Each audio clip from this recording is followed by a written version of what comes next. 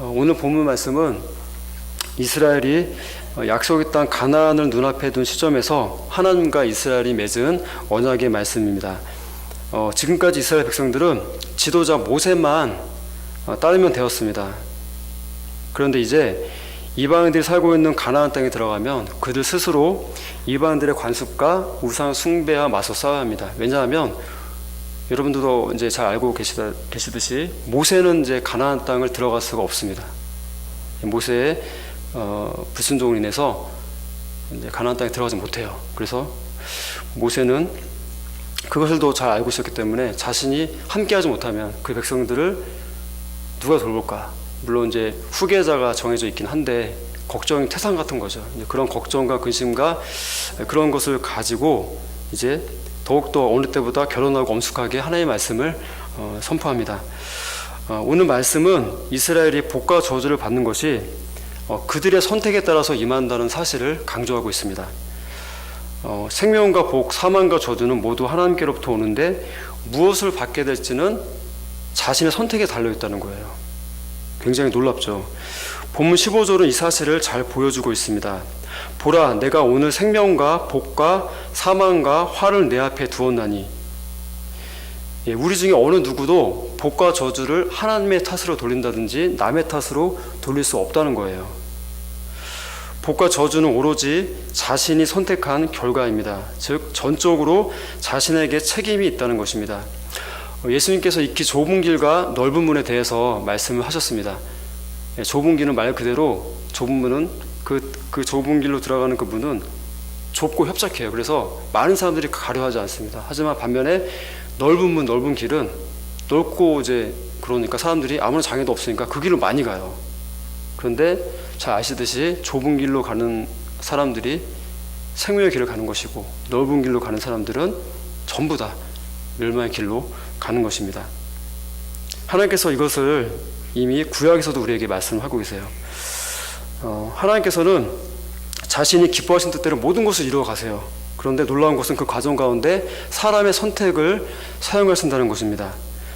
그렇다면 우리가 사망과 저주가 아닌 생명과 복을 얻으려면 어떻게 해야 됩니까? 선택을 하면 되죠. 그죠? 생명과 복을 우리가 선택을 하면 됩니다. 하나님의 명령에 우리가 순종하면 돼요. 오늘 말씀에서 하나님의 명령에 순종하는 길은 이제 구체적으로는 우리가 생명과 복을 이제 선택하는 길이죠. 그것은 말씀에 순종하는 길인데 16절 3반절에 잘 나타나 있습니다. 두 가지로 나타나 있는데 먼저는 하나님을 사랑하는 것입니다. 하나님을 사랑하는 것이고요. 두 번째는 그의 명령과 규례와 법도를 지킴으로써 하나님이 기뻐하시는 길을 가는 것입니다. 우리가 누군가를 사랑하게 되면 그 사람의 말을 굉장히 잘 듣습니다. 말을 듣지 말라고 해도 사랑하는 사람의 말을 굉장히 잘 들어요. 하지만 우리가 그 사람에 대한 사랑이 식어지거나 하면 어떻게 됩니까? 그 사람의 말을 듣지 않습니다. 그 사람이 하는 말에 대해서 태클을 걸고 또 반박을 합니다. 마찬가지입니다. 마찬가지로 우리가 하나님을 사랑하게 되면 자연히 하나님의 명령과 규례, 법도를 잘 지키게 됩니다. 내가 자꾸 하나님의 말씀을 어기는 삶을 살고 있다고 한다면요, 그만큼 하나님을 사랑하지 않고 있다는 반증이 돼요. 하나님과 이제 하나님의 사랑이 많이 식어져 있다는 그런 반증인 것입니다. 순종은 하나님이 준비하신 복을 받는 가장 확실한 길입니다. 순종이라는 것은 나의 길을 가는 것이 아니라 하나님께서 가라고 하시는 길을 가는 거예요. 아무리 좁은 길, 험한 길이라도 주님이 가라고 하시면 가야 합니다. 많은 사람들이 그 길을 가고 안 가고가 선택의 기준이 될 수가 없는 거예요. 또한 내 생각과 판단이 하나님의 명령을 순종할 것인가 말 것인가를 결정하는 기준이 되어서도 안 됩니다. 오죽하면 순종이 제사보다 낫다고 했을까요? 순종이 제사보다 낫다. 그러니까 우리가 지금 이렇게 나와서 하나님을 예배하는 것도 중요하지만 이것보다 더 중요한 것은 하나님의 말씀에 순종하는 것입니다. 그러니까 하나님의 말씀에 순종하지 않으면서 1,000번의 예배를 드리고 수만 번, 수천 번의 예배를 드려도 별로 중요하지 않다는 걸 하나님 보시기에는. 하나님께서는 말씀에 순종한 자들에게 복을 주시기로 약속을 하셨습니다. 16절 하반절에 보면 말씀에 순종한 자들로 생존의 복을 주신다고 말씀하세요. 10절 보시면 생존의 복을 얘기하십니다. 인류가 지금까지 안고 있는 가장 큰 문제 중에 하나가 생존의 문제예요. 생존의 문제. 어떤 지역, 어떤 나라에 보면 정말 생존의 문제가 가장 큰 문제가 되어서 700원, 1000원 그런 돈이 없어요. 그래서 700원, 1000원 하는 주사를 맞지 못해서 죽어가는 생명이요 엄청나게 많아요. 지금도 700원, 1000원이 없어요. 주사만 맞으면 살 수 있는데 그 주사를 맞지 못해요. 지금 우리는 너무나 잘 살고 있기 때문에 그런 것이 잘 와닿지 않는데 정말 생존의 문제가 가장 중요한 문제입니다. 인류가 안고 있는 가장 중요한 문제예요. 태어나서 오랜 시간을 살아남을 수 있다는 것, 그것은 분명히 하나님께서 복을 주셨다고 말씀할 수 있습니다. 여러분이 지금까지 살아오신 세월이 그냥 그런 것이 아니라 그냥 저절로 사라진 것이 아니라 하나님께서 복을 주신 결과라는 거예요. 생존의 복. 생존의 복을 주신 결과 지금까지 이렇게 우리가 살아오게 된 것입니다. 우리가 누리는 건강과 연수 모두가 하나님이 주신 복의 결과입니다. 평상시에는 너무나 당연하게 생각해서 잘 깨닫지 못할 때가 많은데 사실상 이렇게 호흡하고 생존하고 있는 것 자체가 하나님이 베푸신 엄청난 자비와 사랑의 결과라는 겁니다. 그러니까 하나님이 여러분 한 사람 한 사람에게 생존의 복을 주시고 보호해 주셔서 이렇게 살아가고 있는 거예요. 사실은요. 그러니까 우리가 이것을 평상시에는 너무나 당연한 것이어서 못 느끼는데 그런 게 아니라는 거예요. 그렇게 아무에게나 주어지는 그런 복이 아니라는 겁니다. 살아가는 것 자체가. 그래서 저와 여러분들이 매 순간순간마다 그런 감사의 고백을 좀 들었으면 좋겠어요. 하나님, 정말 주님 저에게 호흡을 주셨군요. 저에게 생명을 주셨군요. 이렇게 살아서 숨쉬며 살아갈 수 있도록 은혜 좀 감사합니다. 천국도 너무나 좋은 곳이지만 이렇게 아름다운 세상에서 그죠? 지금 내가 이만큼 나이를 먹고 또 살아가게 하시면 정말 감사합니다. 그런 고백들을 올려드리기를 간절히 바랍니다. 두 번째로 말씀에 순종한 자들에게 번성의 복을 약속하셨습니다. 하나님께서 갈대아 우르에서 아브라함을 부르시면서 주신 약속이 무엇입니까? 번성의 복이에요. 번성. 내가 너를 통해서 큰 민족을 이루게 하겠다. 큰 나라를 이루게 하겠다. 근데 그게 사실이 되었어요. 아브라함은 갈대아 우르, 지금의 이라크 지방, 이라크 남부 지방의 사람이었어요. 하나님을 믿지 않는 사람, 이방인이었어요. 이방인. 히브리인이 이제 이스라엘 사람을 얘기하게 하잖아요. 근데 히브리라는 뜻이 강을 건넜다는 뜻이에요. 그 이방인이라는 뜻이 한마디로 하나님 선택한 민족이 히브리라는 뜻이 아니라 강을 건너온 이방인이다. 그게 히브리라는 뜻이에요. 근데 아브라함은 철저히 히브리인이었어요. 진짜 강을 건너온 이방인이었어요. 그것도 그의 아버지가 우상을 만들어 판매하는 거죠. 그런 우상 숭배 가정에서 자랐습니다. 그러니까 아브라함이 우상 숭배를 했더라 그런 표현은 성경에 사실 없어요. 하지만 추측컨대 아브라함이 어렸을 때부터 우상 숭배했을 거라는 추측을 우리는 해볼 수가 있습니다. 그런 아브라함을 하나님께서 부르셔서 주신 복이 무엇이냐 하면 번성의 복을 주셨어요. 순종하면, 저와 여러분도 순종하면 번성의 복을 누리게 됩니다. 아브라함은 자식을 가질 수 없는 상태였어요. 하지만 말씀에 순종하자 그를 통해서 한 민족이 탄생하고 한 나라가 탄생하게 되었습니다. 그를 통해서 바다의 모래알과 같은 수많은 믿음의 후손들이 나타나게 되었습니다. 저와 여러분이 그 증거잖아요. 아브라함이 순종하지 않았다면 저와 여러분 여기 있을 수가 없어요. 아브라함의 순종으로 말미암아 우리가 그 믿음의 후손의 대열에 들어가게 된 것입니다. 그러니까 아브라함한테도 굉장히 감사해야 됩니다. 사실은 아브라함의 순종의 결과가 바로 우리인 것입니다. 우리가 순종할 때 하나님은 우리를 통해서 또 다른 믿음의 후손들을 번성하게 하실 것입니다. 세 번째, 순종하는 사람에게 주시는 약속은 땅을 차지하게 하고 차지한 땅에서 여러 가지의 복을 누리게 하십니다. 이렇게 우리가 말씀에 순종하게 되면 생존의 복과 번성의 복, 그리고 세상에서 누릴 수 있는 모든 복들을 우리에게 허락을 하십니다. 반면에 말씀에 불순종하면 어떻게 될까요?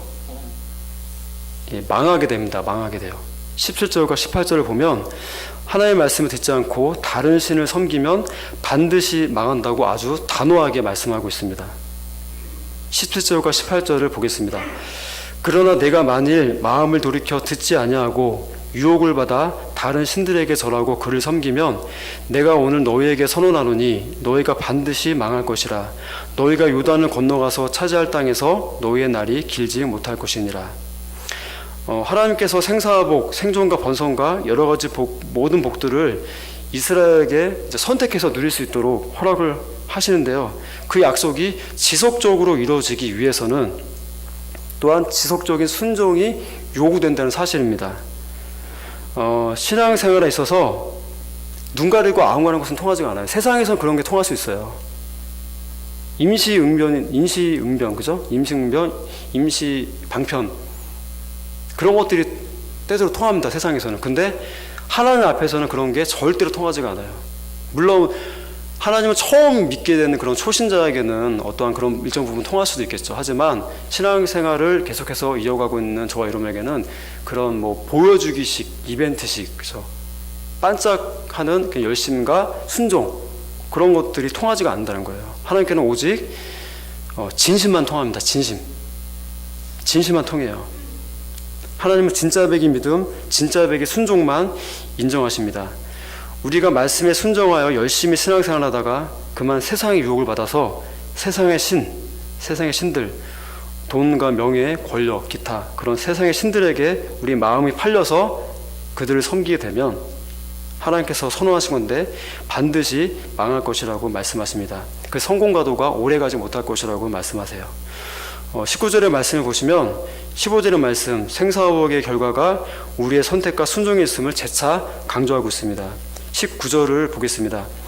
내가 오늘 하늘과 땅을 불러 너희에게 증거를 삼노라.